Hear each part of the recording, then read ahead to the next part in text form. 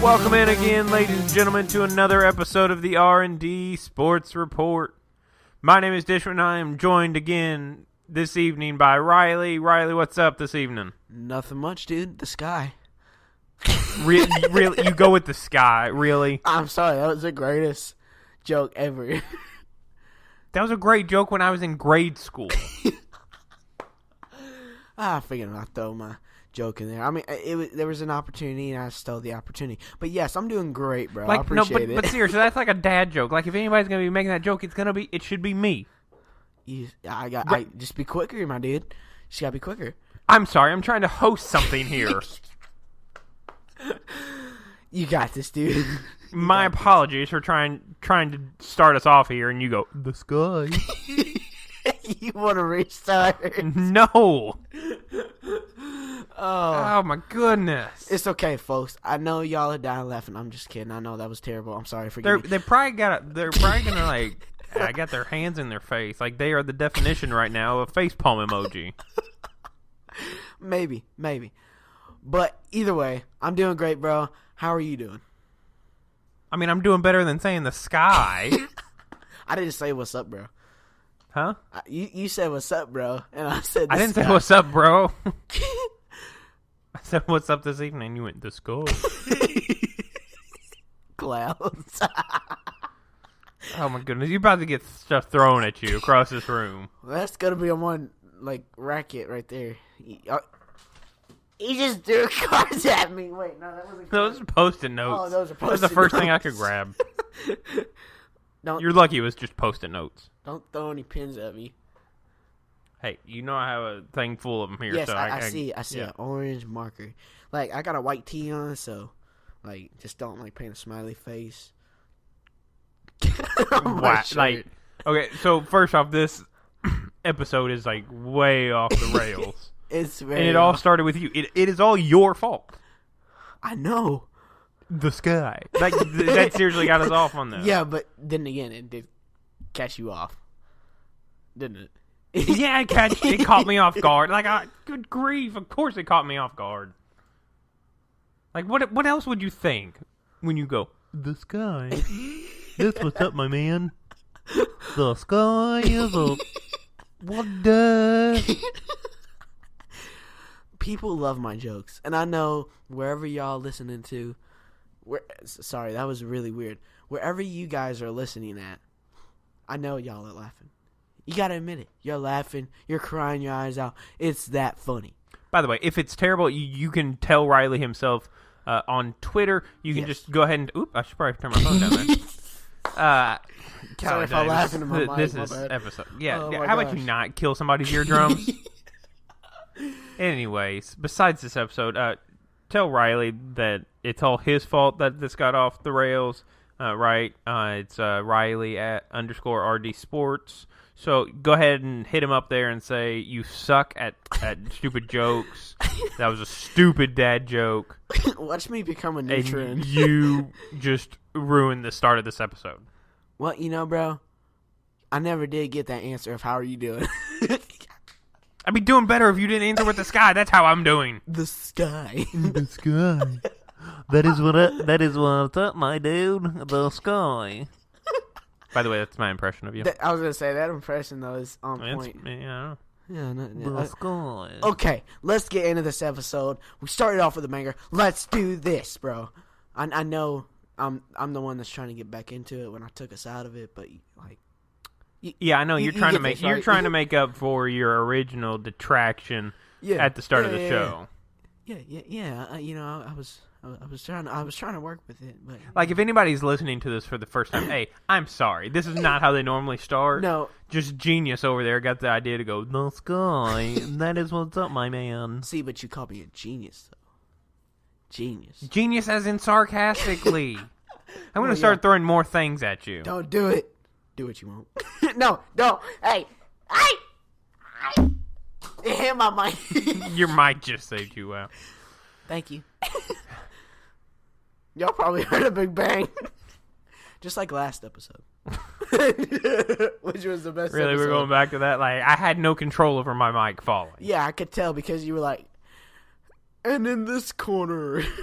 That's all I had the ability to do. It fell off the desk. Yeah, and then you left me to, like, talk, and I couldn't because I was laughing too hard at you on your mic. Oh, my God. Okay, we got this. What are we going to get into first? Well, So, I mean, even though, like, we started off with a bang. well, and yeah, 5.5 minutes in, we're still ear yapping about you going, "The sky is what's up, my man." My man. All right. I think we get started here on the biggest news today. The biggest thing to come out, which would be the NFL passing a ruling, basically saying, basically saying that they'll fine teams if they don't show respect for the flag or the anthem. Here are this is the league revealed the policy in a statement. This is outlining the change. Number 1, all team and league personnel on field shall stand and show respect for the flag and the anthem. This is number 2, sorry. 2, the game operations manual will be revised to remove the requirements that all players be on the field for the anthem. Number 3, personnel who choose not to stand for the anthem may stay in the locker room or in a similar location off the field until after the anthem has been performed. Number 4, a club will be fined by the league if its personnel are on the field and do not stand and show respect for the flag and the anthem. 5, each club may develop its own work rules consistent with the above principles regarding its personnel who do not stand and show respect for the flag and the anthem. And lastly, number 6, the commissioner will impose appropriate discipline on league personnel who do not stand and show respect for the flag and the anthem. First off, just real quick thoughts there, Rylee. Just quick, like, how do you perceive this? Me personally, I think that you should just suck up. Whether you want to or not, just do it. Like, it's going to take you probably 2 minutes to do, just stand and put your hand over your heart.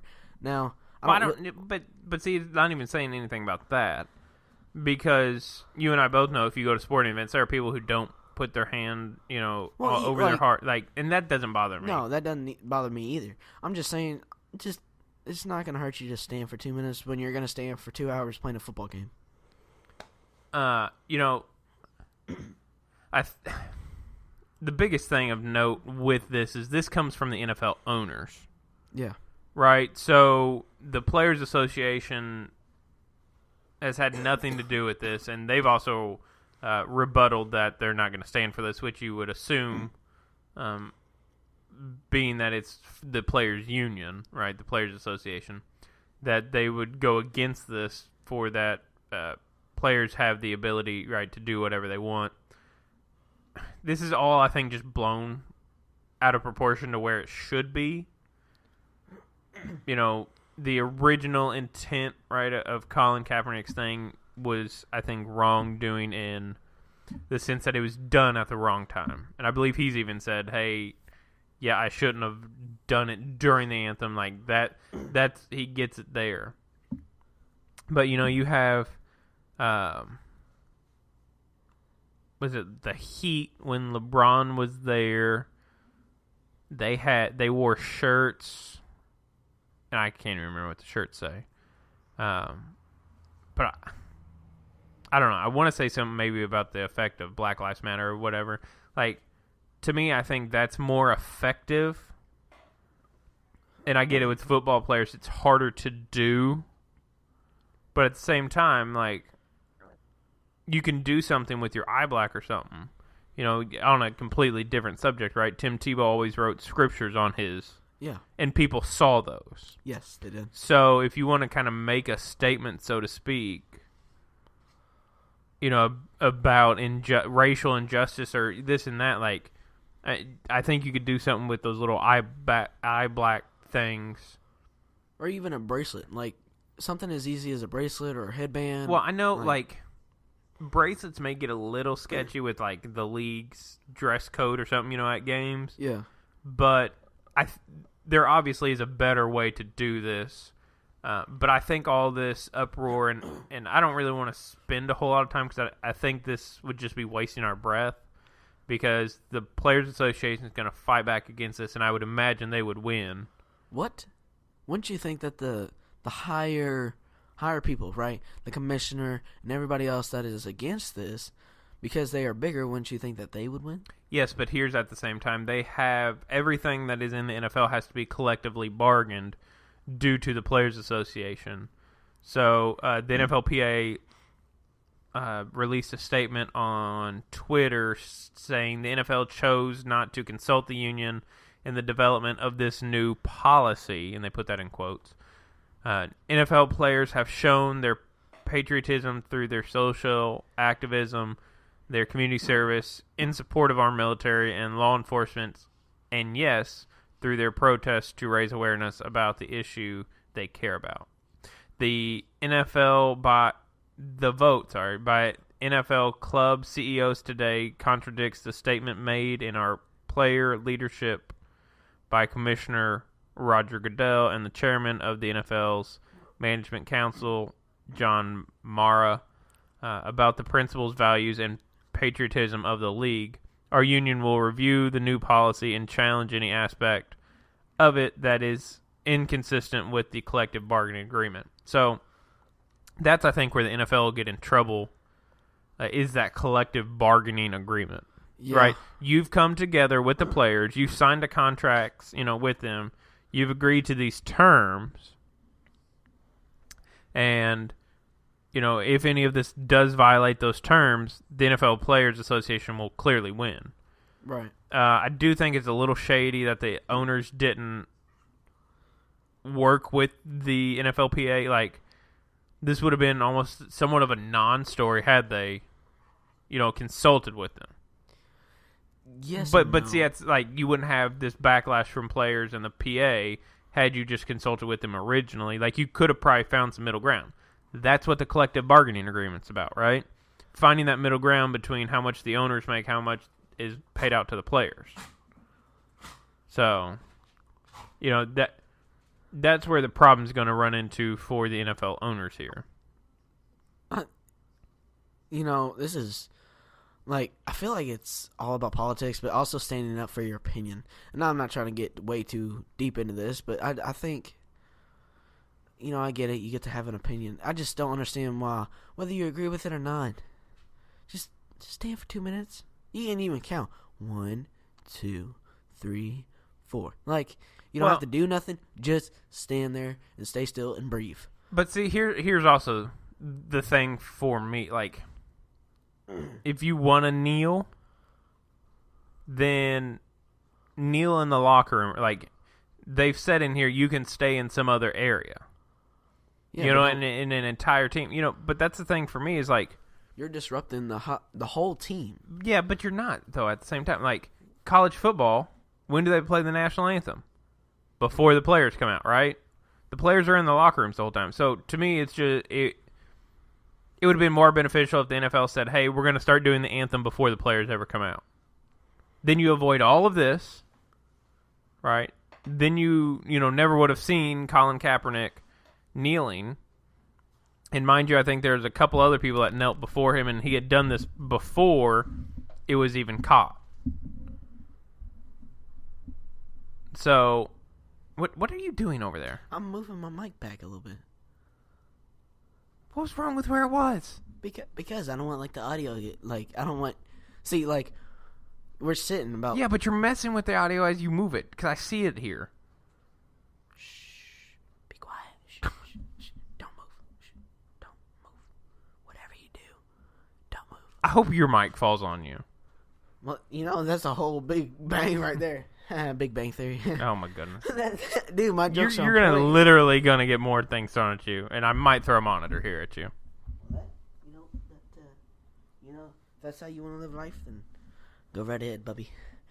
Man, I had it fine, and then it's off level now. It's off level. Everybody's trying to figure out what the heck we're doing. Look, I had to move my mic back, guys, because I don't want his audio coming through my mic. So I moved it back just a little bit so it's not as loud. There's a reason I asked you if you're ready before we do this. Well, I'm totally ready now. I mean, I was answering questions. We got this. But anyways. But now you did it in the middle of my thought, so now we're all completely thrown off. Dude. I don't know what to say. Anyways. Okay. Continue your thought. Let me guess, you don't have it anymore. No, I don't. Okay. Look. With all this NFL stuff that's been going on, it's all just it's too much. There's so it's a big deal, but not really at the same time. Well, and and as you said that, it's a big deal, but it's not. The reason it's a big deal is because of the media, right? True. They blow it up to the proportion of making it into a big deal. Trying to incite the divisiveness between people in this country and, trying to divide and put people on one side of the fence or the other. That's the issue in and of itself, is that, just like with the 49ers linebacker, Foster, right? Accused of domestic violence originally, and this whole coverage of it, right? Now the charges have been dropped because his girlfriend said she made it, or his ex-girlfriend, I don't even remember what she is now, said she made all those claims up. Yeah, I saw that. But how much coverage has that gotten, right? A lot. Wait, no. A lot of him being cleared, though, to return? No. No, see, that's what I'm saying. That's the problem, is that negative news sells. Yeah, and that's another problem. It's stuff like that is not going to help. It might help you in your social media craze, but it's not going to help something like the NFL standing during the national anthem. That's going to make it even worse. And then it just divides people. It does, because it's and that's the thing, is that the original intent behind Colin Kaepernick's kneeling was not to disrespect the anthem or the flag. It was about social injustice for African Americans, right? It was poorly timed. But the problem is, it got made into, he's not standing for the anthem because of the, and so then you had these two groups of people pitted against one another. Well, and look where we are now. We're talking about something that shouldn't have even happened. He took a knee. We get it. And it was very, very poorly timed. But, I just, it's kind of annoying to me, man. It really is, because I just don't see the point in it. You're just going to stir up media and everybody else, the NFL, all because of one dude. I mean, now, don't get that wrong. I'm not saying that one dude caused everything. I'm just saying that something so small as that can really make a huge blow up. And that's just social media all around. Well, and the thing, as you talk about it there, it's one dude in the sense that a photographer caught him kneeling, right? I think he had done this a few pre-games prior. Nobody noticed until that dude caught him with the camera. And so then all of a sudden all these cameras are focused on them, and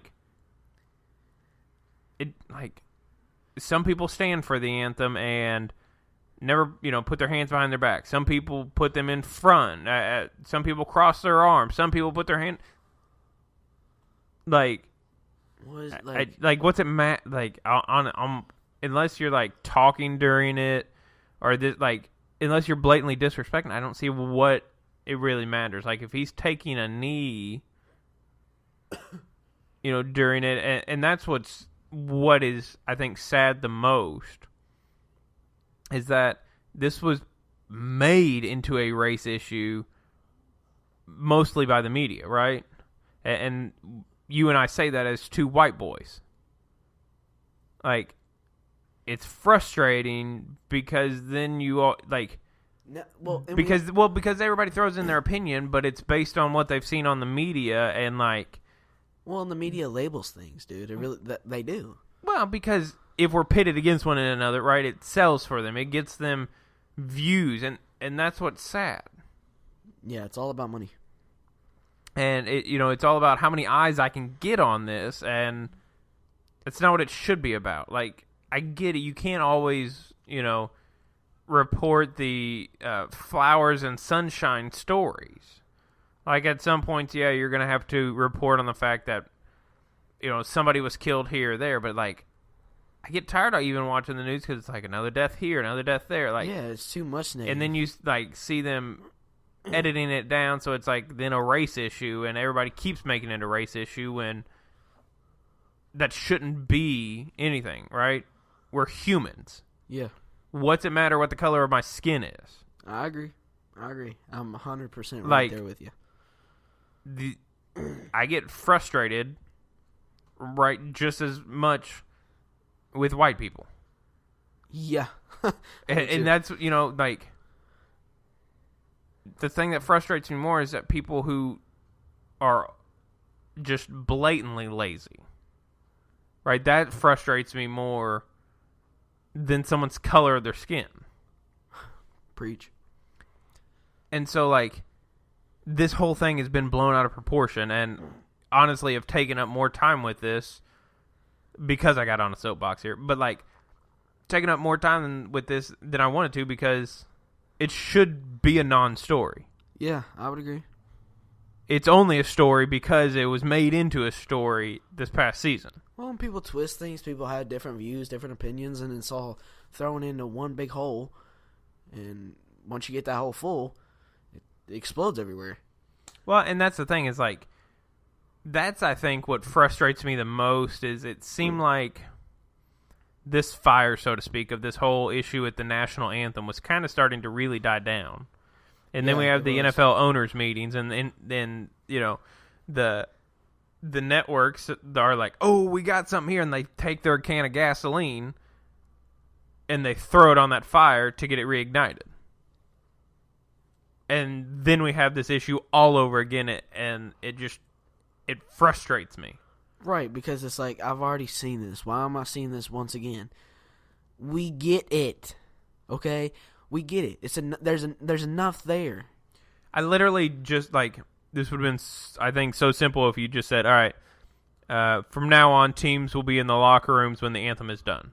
Like if you wish to come out, and I think that's what they're almost trying to do, like, if you wish to come out, because, there are some people from military backgrounds that would do that, or maybe even some that have served or something, like, if you wish to come out, you are welcome to, but you must stand, like, that's a little different than you can stand, but if you want to, you can stay in the back, like. Well, here's the thing, man, is there's going to be a bad outcome no matter which route they took. If they do the whole lockers and field, and that's I like see what you're saying. Like, yeah, because it wouldn't have mattered. Like, somebody would have spun it. Be like, oh, he didn't stand for the, or he didn't come out for the. Oh, well, they don't let them out for the. They should let them out because the problem is it would have been spun, so it would have been like, oh, they no longer are having the players out because they just can't handle it, and they should be out there standing. It's the same old crap, dude. It really is. It's annoying. Waking up at 8 a.m., you're like, what a great day it's going to be. I'm on my way to work. I got, whether you're a girl or a guy, I got my makeup on. I'm feeling fresh. Just got out of the shower. I'm doing great. turn on the news. It's a sunny day, and there's 12 murders, by the way. Like, no, that's not going to brighten my mood. No, that's not, like, hearing 12 murders is not going to help anybody, no matter who it is. And if murders help you, then I don't really know what to say. But still, you get the point. Yeah, I mean, because, come morning, this is all going to be spun around, and even news, tonight as we record this, it'll all be spun around for it. But let's move on. Staying in the NFL, though, before we continue this, there's really no easy way to transition from that, so we're going to kind of do a hard cut here and jump to something else. I don't know if you happen to see this because I didn't get it to you with any prep here. But the NFL awarded Super Bowl 57-58 to Arizona and New Orleans. Oh, yeah, I did. Did you see that? Okay, I didn't know if you haven't seen it or not. 23 and 24? It would be in 2023 and 2024, okay, gotcha. respectively. So Arizona last hosted in 2015. New Orleans last in 2013. Wow, I feel like they had hosted more recent than that. Ooh, New Orleans? Yes.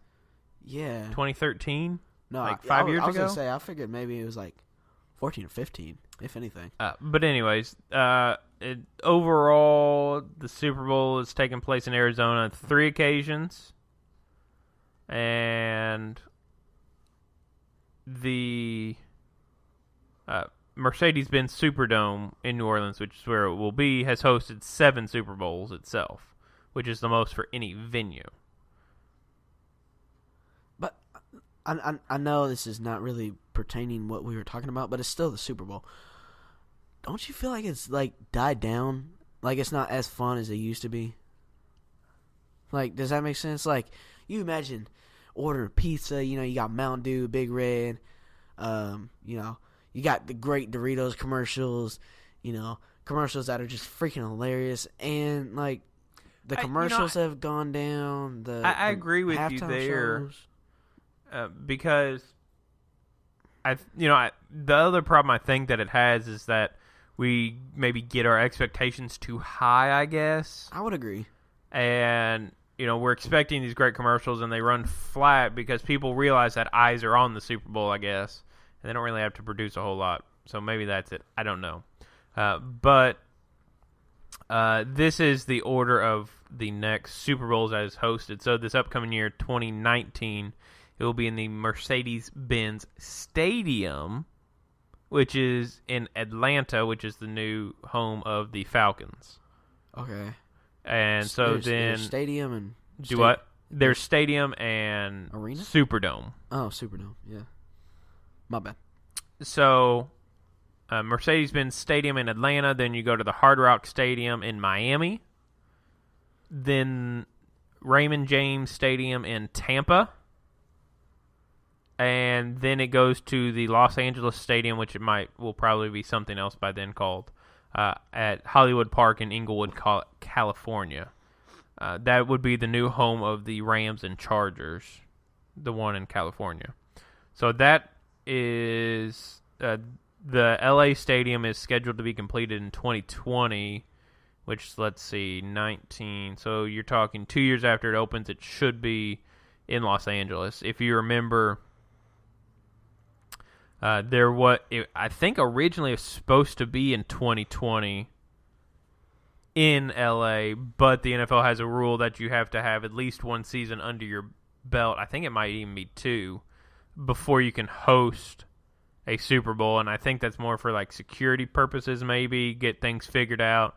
You obviously don't want to be in the first year of a stadium. Well, figuring things out still. Well, and even for, like, the halftime show, like, you got to know that your electricity is able to right. Well, and everything. That's, logistics as far as traffic patterns in and out. I don't remember when the last blackout was. I think it was, wasn't it the Giants that was in the Super Bowl? No. It might have been when Peyton Manning was in the Super Bowl. Oh, you're talking of the one in, New Orleans, actually. Would have been the last one. Yeah, I can't remember which teams were fighting. Was it the Ravens 49ers? 'Cause that was the Harbaugh brothers, I think. Yeah, because I remember Joe Flacco winning. That would have been Joe Flacco versus Colin Kaepernick when he was on the 49ers. Yeah. Starting then when he had just replaced Alex Smith. Yeah, that's right. Yeah. I don't know. Halftime show came to me and you said something about new stadium, and that's all I could think about was, what if a blackout happens? What if electricity can't handle it? Well, and I think that's kind of part of it but I think the other thing is the logistical side, the security. Do you have any issues with the stadium, as you were talking about? And, how are we going to get traffic in and out? Where can people stay? How are we going to set, So I understand the rule. The rule makes sense to me. But that was just announced today as well by the NFL owners. So there's that. Kind of really all the NFL news that's really come out recently that's worth noting. The thing that did come out today on the NBA side, though, of note, is they announced the first and second teams all defensive team. And the rookie team, by the way. Don't forget that. They announced that a couple days ago. Yes, they did do the rookie team. But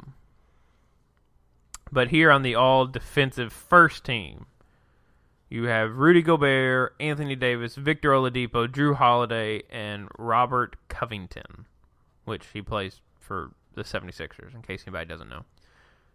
So this is Anthony Davis's third selection to an all-defensive team. He's had one first team and two second teams. Or I guess he's been selected 3 times before. I don't know how I feel about Drew Holiday. That's the only problem I have with that, though.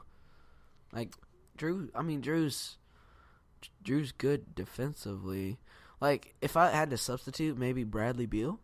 Well, here though is the second team. Okay. All defensive team is Joel Embiid at center. The forward would be Draymond. Then you have Al Horford, Dejounte Murray from San Antonio Spurs, and Jimmy Butler of the Timberwolves.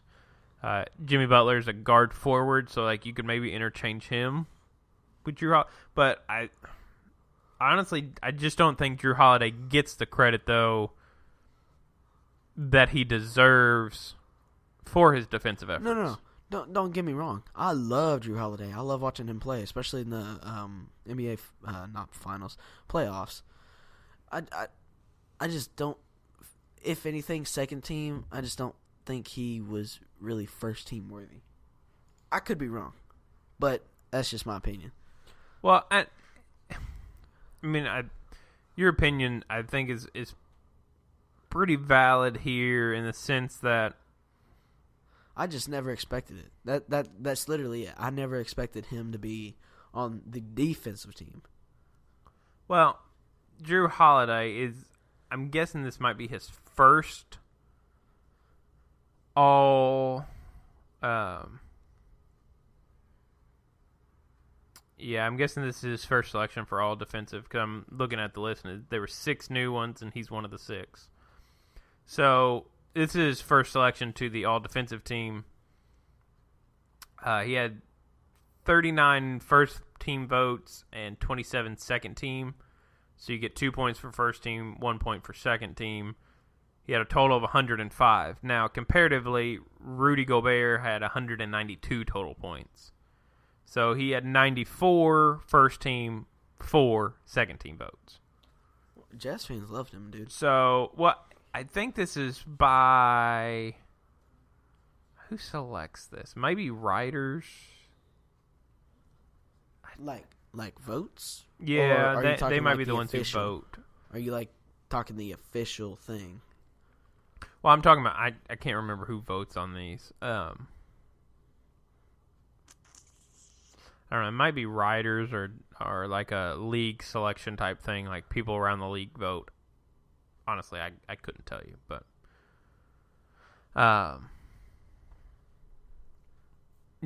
when you talk about Drew Holiday, there is, I guess, a case here because he has 105 total points. Robert Covington had 90 total points. the same as Joel Embiid. So I guess there's some he was better than any of the other guards in Dejounte Murray and Jimmy Butler for the second team. So he was much higher than them. But at the same, I don't know who else you would have put there though, because whoever's voting on this obviously thinks highly of him on defense, and I think honestly, and this segues nice into what I was going to talk about. I don't think he maybe gets the full respect on defense as even a guy like Kyle Korver, not being the most athletic dude, but plays it smart enough defensively that to make an impact. To make, I mean, you watched Game 4 the other night, right? And he slid a couple times. He's not the most athletic dude, but he's smart enough to be able to get in your way and to know where he needs to be. Right? He blocked Jaylen Brown twice. So he's not gonna lead you in vertical.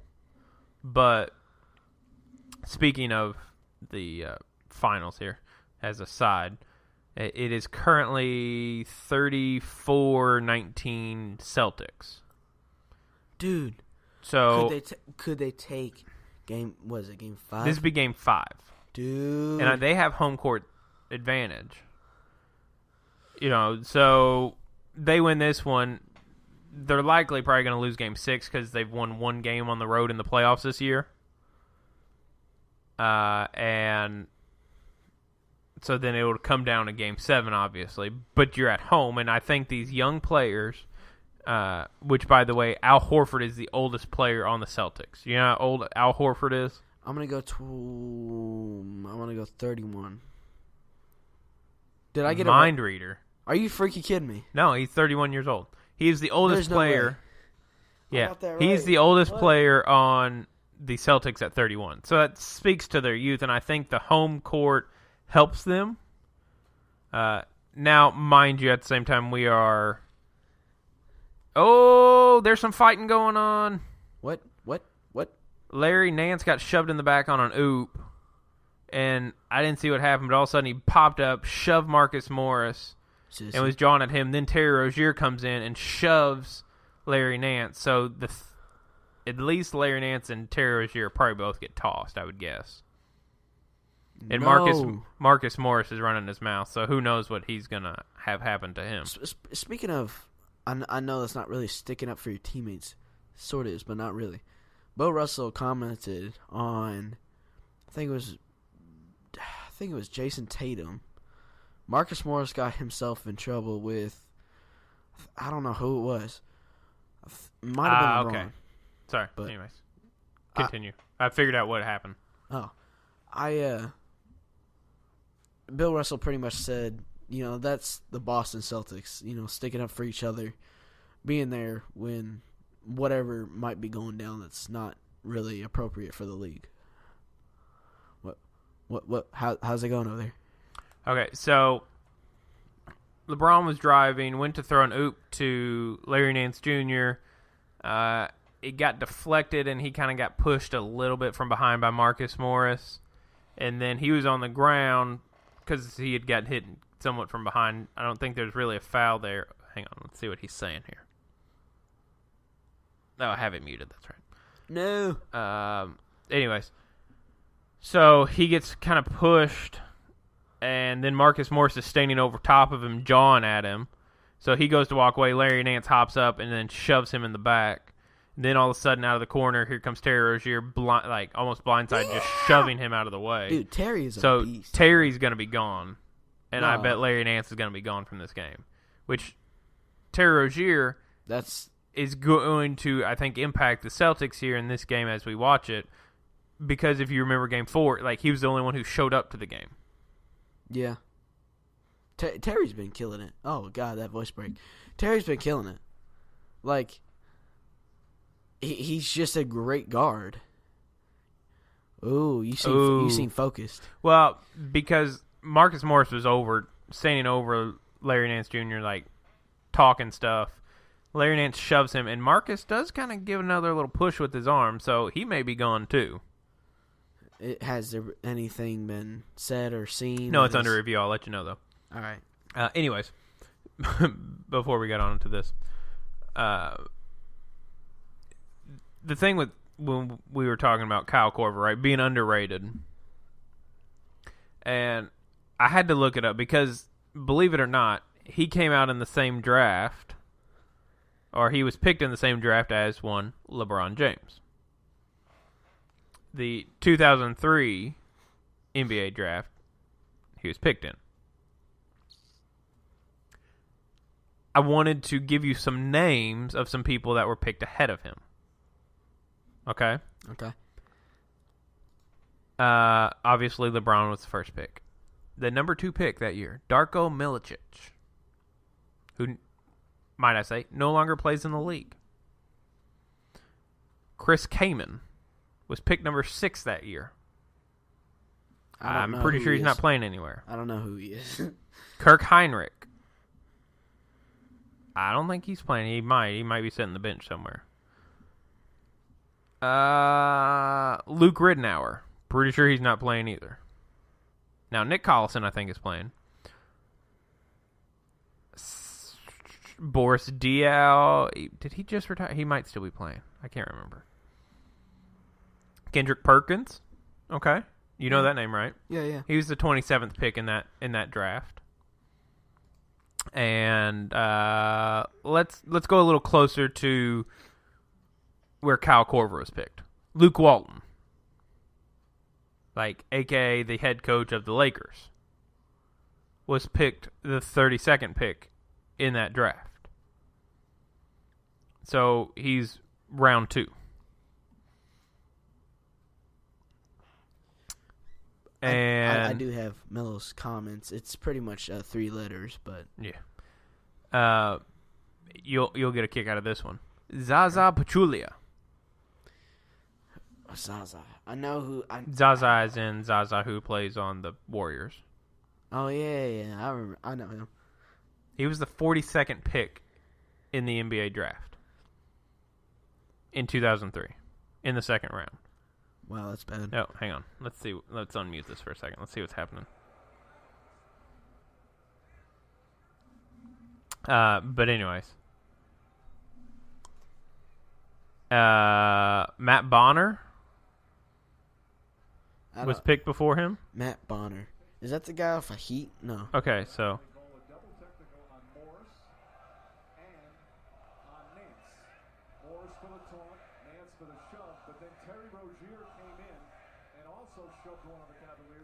You hear what they're yelling? Okay, so nobody ejected. Oh, let's go. Larry Nance and Marcus Morris got a technical. So those are offsetting. Marcus Morris for taunting as he was standing above him. And then Larry Nance for the shove. Then Terry Rozier gets a technical for his shove. Kyle Korver with the 3 now, by the way. He took the free throw, and now he hit a 3. Anyways, back to the Kyle Korver thing. I will say, this NBA Finals has been so good and these juicy. conference finals have been good. James Jones. I don't. He played on the Heat, and he played on the Cavs. He was kind of a primary 3-point specialist, and hasn't played since the 16-17, so he's retired. So he was picked 2 picks ahead of Kyle Korver. Kyle Korver was the 51st pick, according to basketballreference.com. He was the 51st pick in the NBA draft in 2003. Man's still playing today, which goes to show you, if you do anything well, and put your mind to it, you need, if you want to play basketball in the NBA for years, if you want one specialty to have, learn how to shoot the daggone ball. Kyle Korver is a 3-point specialist who can knock it down. Right? That's how he made his living all those years in Atlanta. That's how he's still here with the Cavs. He's not the most athletic dude, but he can still defend. Like, if you can defend a little bit and you can shoot, you can have a career in the NBA. Right? These other guys didn't have that same skill set that he did in the 2003 draft.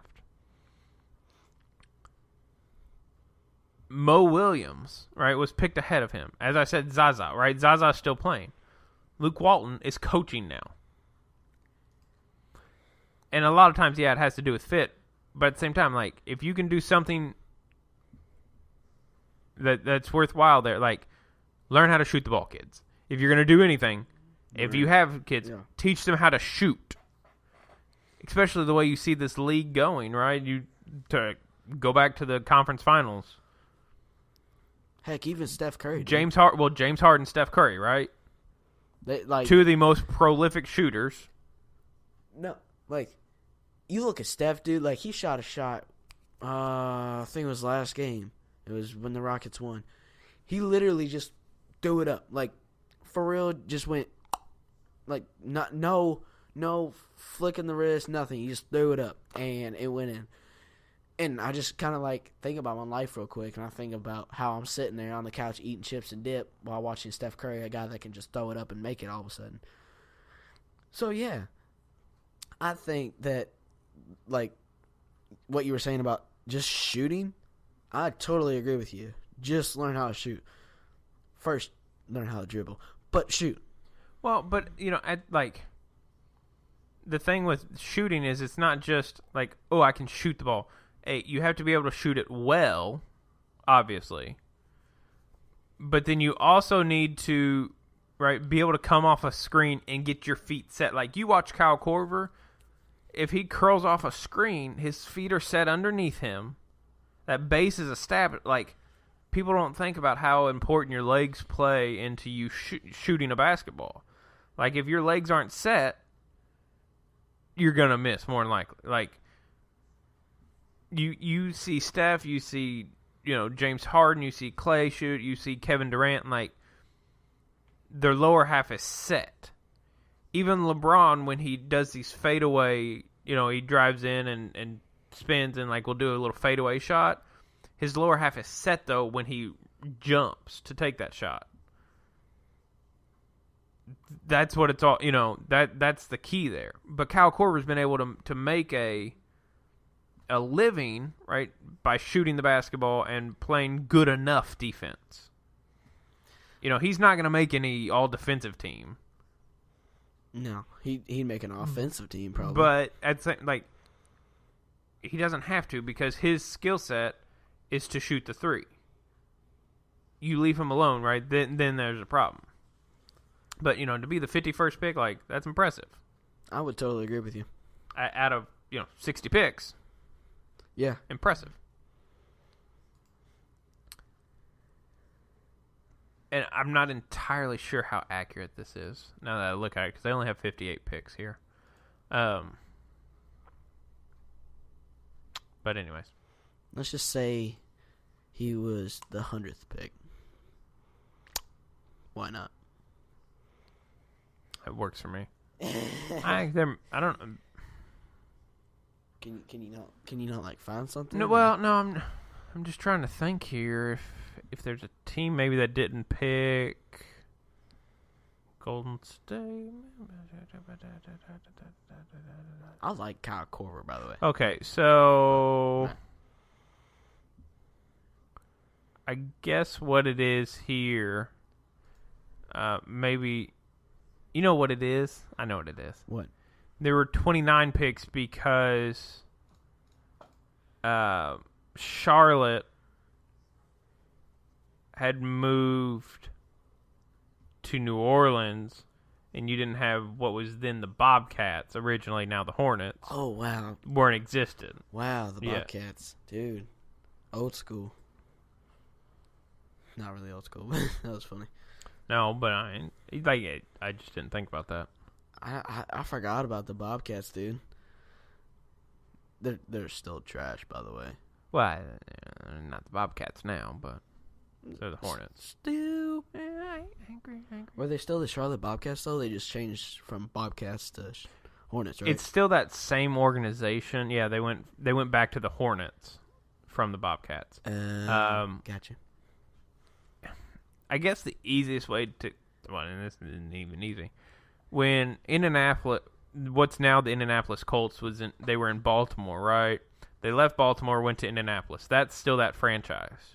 Well, then Baltimore didn't have a team, so the Cleveland Browns, they suspended operations, I think, technically, and moved then to Baltimore, became the Baltimore Ravens. And then in 98, restarted as the Cleveland Browns as an expansion team. So, that's the most confusing. What? But, I'm just kidding. So, the original, so to speak, Cleveland Browns are now the Baltimore Ravens, but they now still carry the Cleveland Browns name.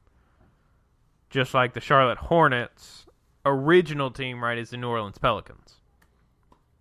So when they moved from Charlotte to New Orleans, they were the Hornets, and then they got an expansion team. Now we have 30 picks. That's what I was missing. What? I'm just kidding. So, the more you know. Yeah, no kidding. That is a whole nother package right there of knowledge that I needed, but I did not want. It's like school. But now you know. The more you know. Exactly. Anyways, so let's go into the conference finals games here real quick. Let's. Quick thoughts? Yeah, quick thoughts. First off, I have to address this. Okay. The James Harden passing up a shot last night. Did you not see that, even on highlights? No. He gets the ball. Oh, yeah. Nobody's around, right? Yeah. And then, Draymond starts coming out. Now it clicks. See, this is why you don't answer with, what's up? The sky. Well, the sky is up, sir. Well, at first, I remember just see. scrolling Twitter and Instagram. Anyways. Blah, blah, blah, blah, blah.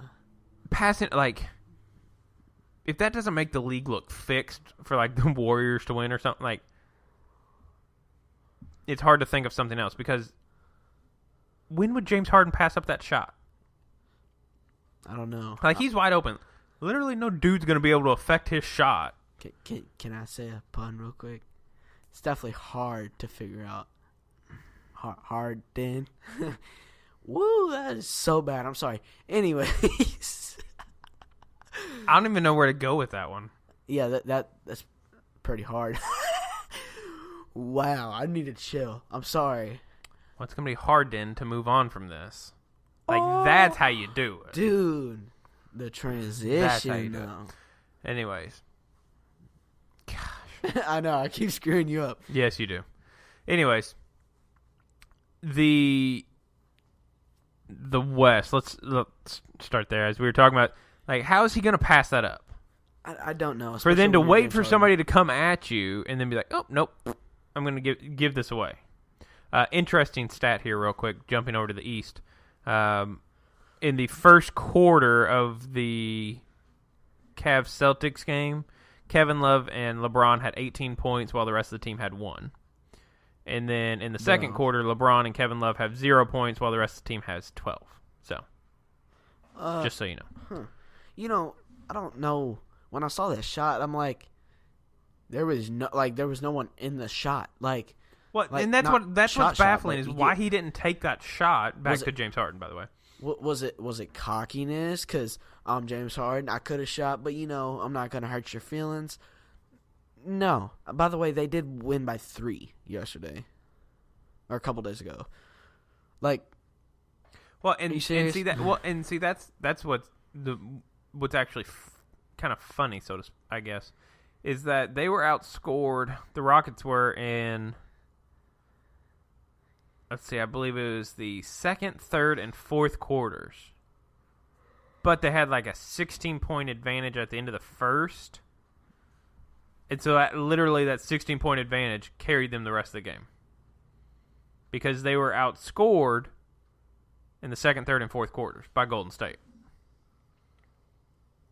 Wow. So, I mean, that doesn't speak, to the importance of how you start a game. I don't know what does. But at the same time, I don't understand why Harden didn't take that shot. I never saw where he explained why. Maybe because they didn't have anybody to rebound, but at the same time, he waited for some dude to come at him, for Draymond to come at him. When you're also open, it's literally like, common just take the sense shot. / instinct But to do that. I saw somebody in there like, if this doesn't make the NBA look fixed, I don't know what does. Yeah, no I kidding. was like, well, got a point. But the theories are real. So creepy. going back to Houston. I'm trying to think what they're 2-2.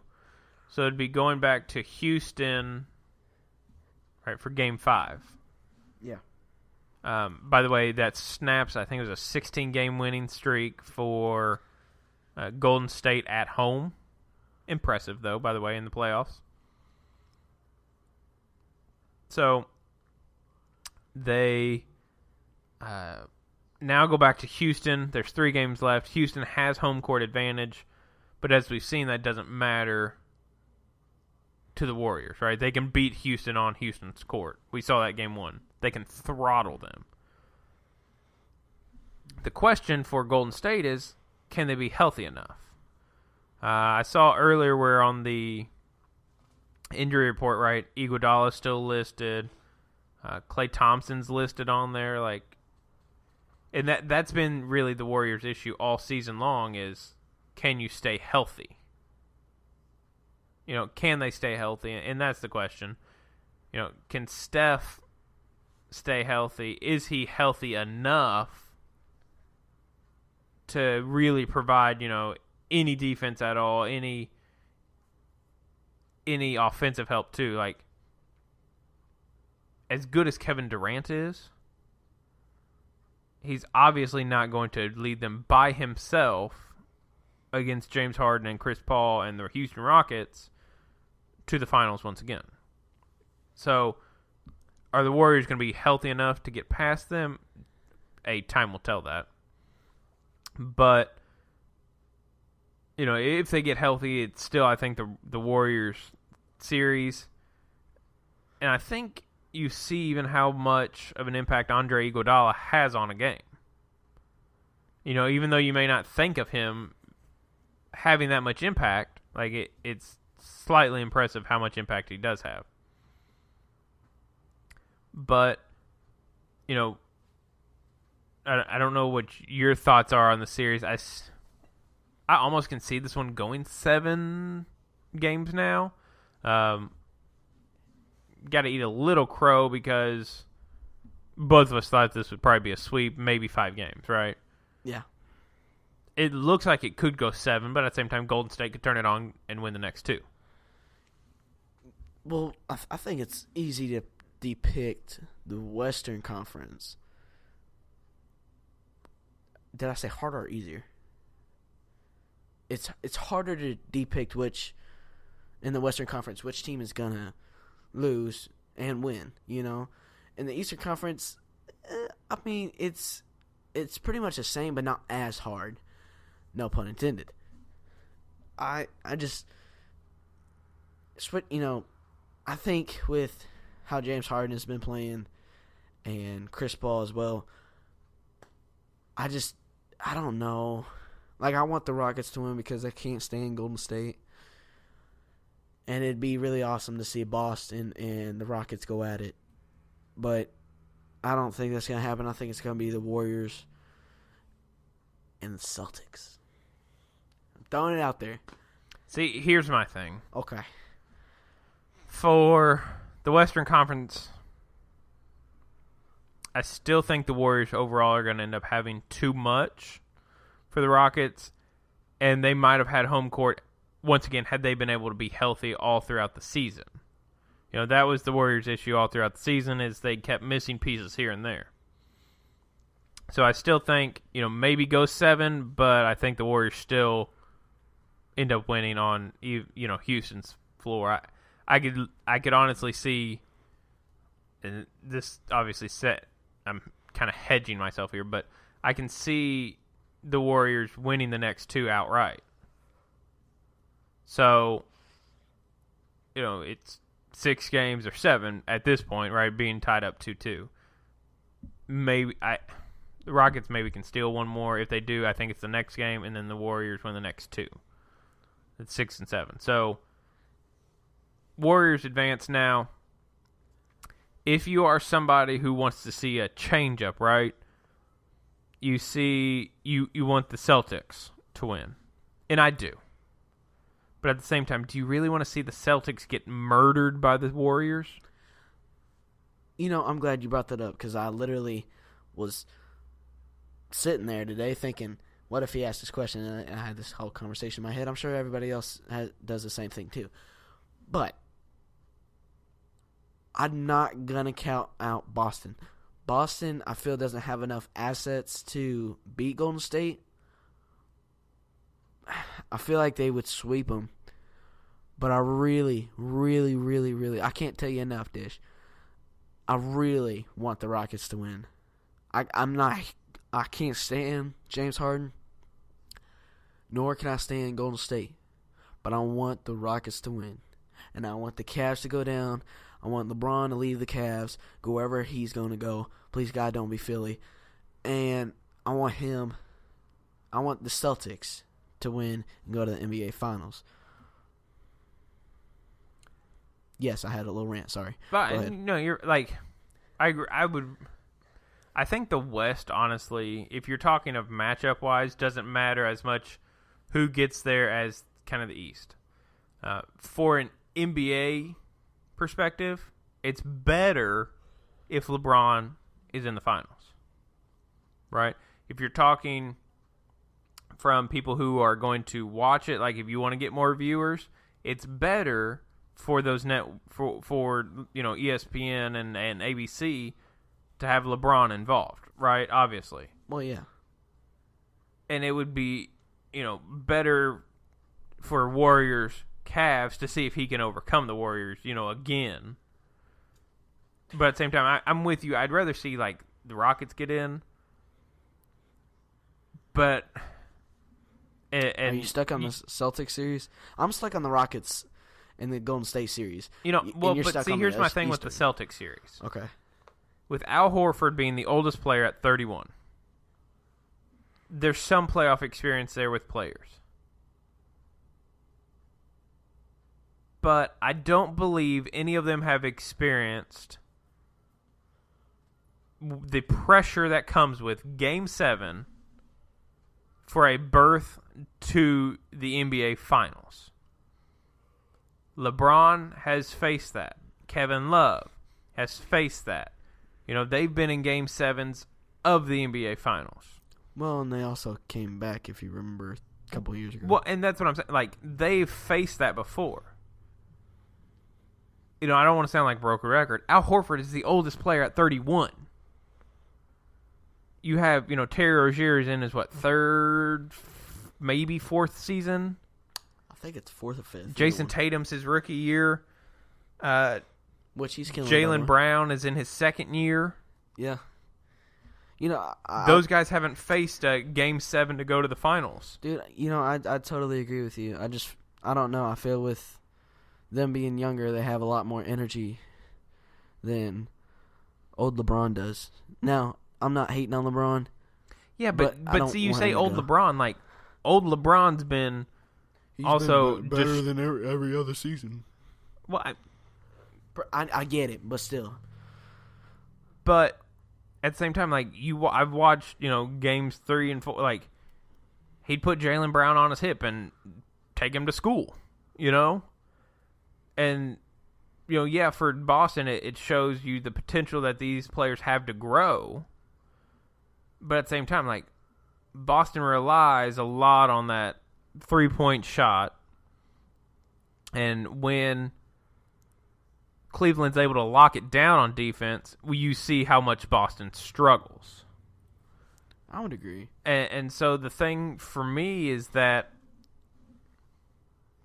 the Cavs, now not all of them, obviously, because you have some of these, mid-season acquisitions that they got, and, the Isaiah Thomas trade and all that. that haven't experienced anything like that, and have the same experience as the Celtics players. But when you have two leaders like Kevin Love and LeBron in your locker room, and let's be honest, even Tristan Thompson's been in that situation. Kyle Korver is a vet. Like, you have more experience with things like that, so like the pressure may not be as much. So I wouldn't be surprised if you see it get to Game 7 and the Celtics crumple, just because of that inexperience factor. Of not being in that pressure-filled moment. Man, I mean, you're comparing rookie Jason Tatum to LeBron. Yeah, but that's what I'm saying. Well, I get what you're saying. There's not as much experience for the Celtics in those situations, so when it gets to Game 7, they don't know how to handle it, right? They don't know how to take it in. Well, that's what I'm saying. Props to Jason Tatum for. Well, I mean, he makes it to the first team all rookie team. By the way, Donovan Mitchell, unanimous selection. Ben Simmons, unanimous selection. Jason Tatum was one shy of being unanimous. So everybody sees his talent, and he's been in playoff games. It's like Donovan going up against Kobe, though. Like, yeah, but I'm like, when people say, well, he's been playing well in these playoffs so far. Yeah, but I'm sorry to tell you, that's different than you having Game 7, like, win or go home. All right, if you win, you go to the NBA Finals. If you lose, you go home. And, right. It's just enough pressure to make people kind of tighten up. Yeah. When a guy, guys like J.R. Smith, they know how to handle it and been there, done that. Bottom line is, Cavs have a lot more finals experience, conference finals experience. But I think Boston has more overall talent, especially young talent. Well, I would agree with you. That's, I was about to say they have talent, they have energy, they have the confidence. I mean, if you're in the Eastern Conference Finals, you're going to have that confidence of, we are about to destroy LeBron and get him out and get him out of the streak that he's been in for, 7, 8 years? They got that confidence. They are facing LeBron. It's 2-2 right now. I don't know what the score is. Tell me what the score is. 53-40. Okay. And the Celtics are leading, right? Yes. Okay. That builds their confidence. If they win this game, it's going to be 3-2 with Celtics leading. Yeah, but they also have to go back to Cleveland to try and clinch. Yes. They've won one game on the road this year. Yeah, I know. That's what I'm saying, is they have to have that confidence, that energy boost, and they have to have that talent that they've had the past 4 or 5 games. The Cavs are... But like you say, the past 4 or 5 games, they got destroyed in Game 3. They came back a little bit there in Game 4, but it still wasn't exactly close. Yeah, I know so like Game 1 and 2 at home, they were fine. Game 3 and 4 on the road, they got their butt kicked. Yeah. You have Game 5 here at home, and like if you ended it now, it looks like they would win. But at the same time, we're almost to halftime now. And, you never know what the second half is going to be. Now, I think this series obviously takes a completely different complexion if they lose this lead. But at the same time, like, don't you think, and you're talking about the confidence, but then don't you think if you come into Game 7, that mindset of, why can't we put these guys away, would seep back in. If it comes back to Boston, Game 7, tied 3-3, you had a 2-0 lead with a chance to take a commanding 3-0 lead, and you crap the bed. Well, dude, you just said something about confidence. There's a positive and a negative to that confidence. If they get 3-3 in this series, they're going to have this positive attitude of, we're going to beat the tar out of you.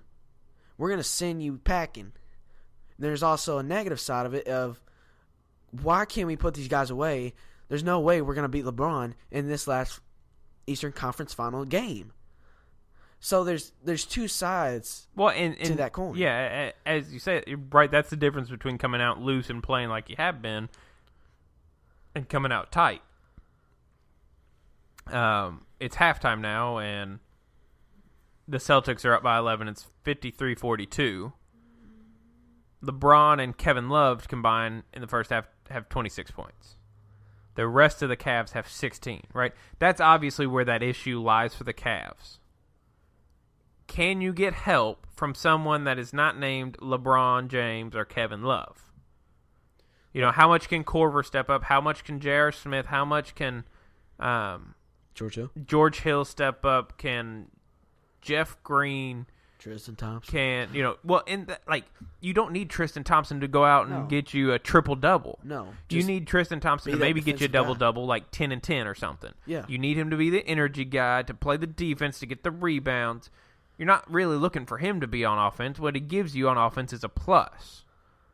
But then, a guy like Jordan Clarkson, right, when he comes in, you need that energy and that scoring ability. I don't know what in the world's going on with Rodney Hood, but that's the issue for the Cavs. Can I get something out of somebody else besides LeBron James and Kevin Love?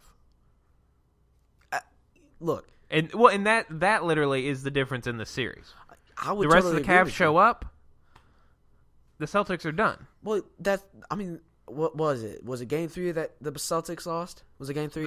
That's the game they got destroyed in. Yeah, because George Hill came out and actually did something for once in his dang life. Well, but you look at this, and as we look at it, it's almost back to the Indiana series. Right? They struggled with Indiana. They finally beat them in Game 7. Right. But then Toronto, the extra pieces, they showed up, and they killed Toronto. Yeah. But, there's, you got LeBron and Kevin Love. You got the hot pieces. And once you get cold pieces together, is it going to bond? Is it going to split apart? You need hotness, bro. You need them to be on fire, hitting their shots and getting them rebounds, bro. Well, and see, that's the thing. LeBron needs that supporting cast so he can drive and kick. If you're hitting it, they have to pay attention to you, so they can't pay as much attention to LeBron driving the lane, you know? Then he becomes more lethal driving the lane. Right. Well, LeBron is a star. You're expected to full-on guard him like a freaking security guard, But you got Kevin Love in the corner. LeBron drives in off screen, right? Boom, out to Kevin Love for 3. Drains it. If that happens every time they come down the court, whether it's the same play or not, if that happens every time, they're going to destroy the Celtics. But, it's the same way with Al Horford and Terry Rozier and Marcus Morris. If Terry gets the screen, he's small enough and quick enough, he'll get that layup. Or even kick it out to Marcus Morris for him to dunk it or alley-oop it. Well, and, Al Horford, yeah, he can shoot 3. Marcus Morris, they can.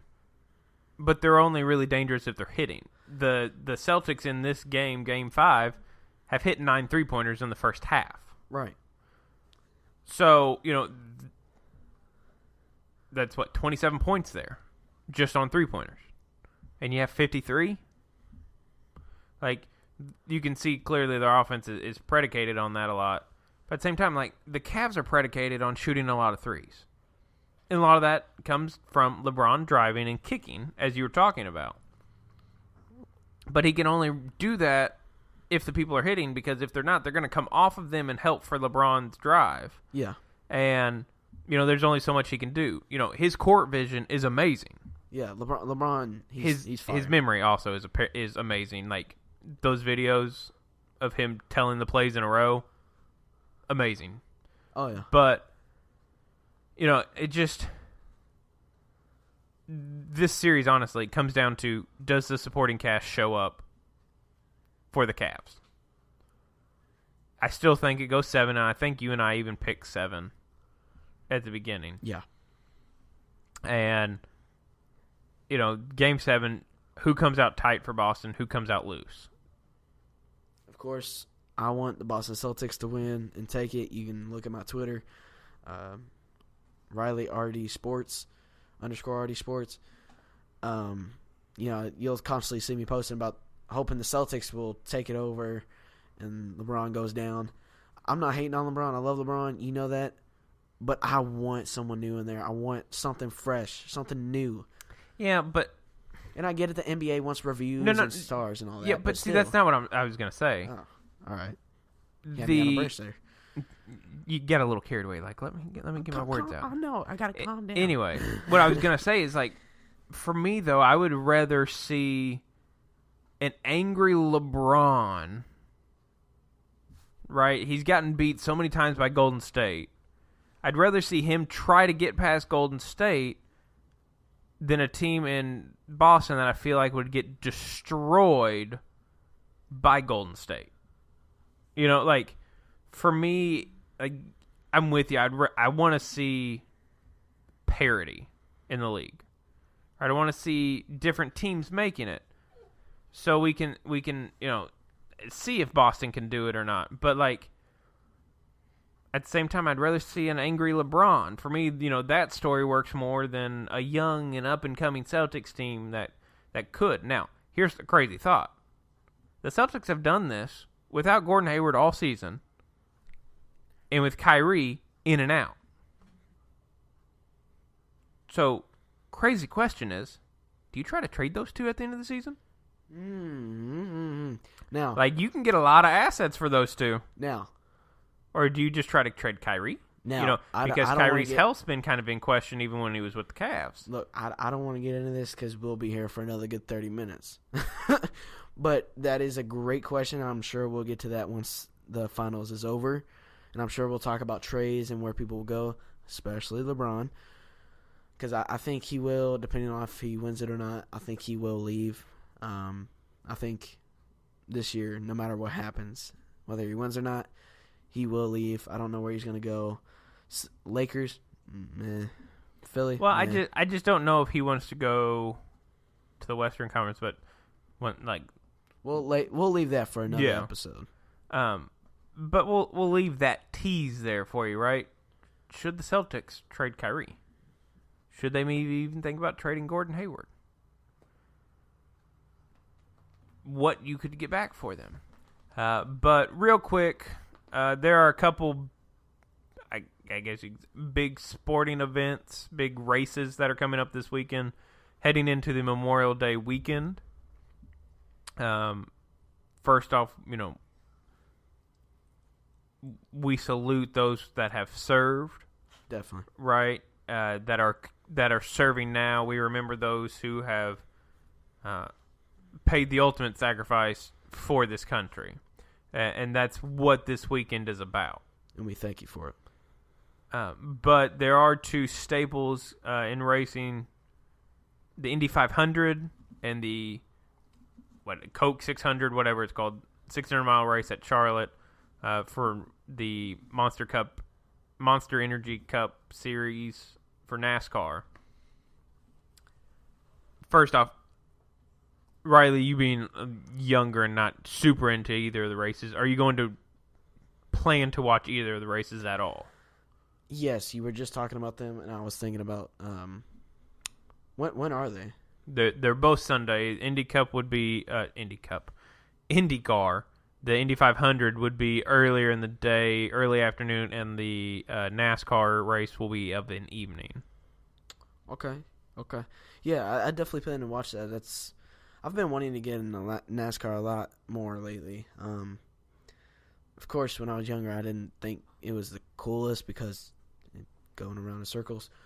But as I get older, I start getting into the details. I'm like, okay, that's really cool.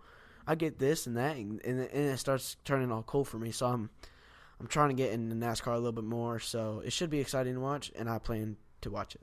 Do you plan to watch the Indy 500 at all? Yes. That's the thing for me is that they just go at such high rates of speed. It's amazing. I'll watch both of them.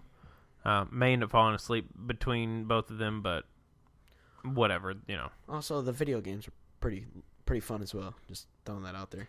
They are, and I think that if either of them came out with a really good video game, that would help both of them notoriety wise. A good NBA game helps the NBA and helps people to watch the NBA because people who are into video games are a little more familiar with it then. But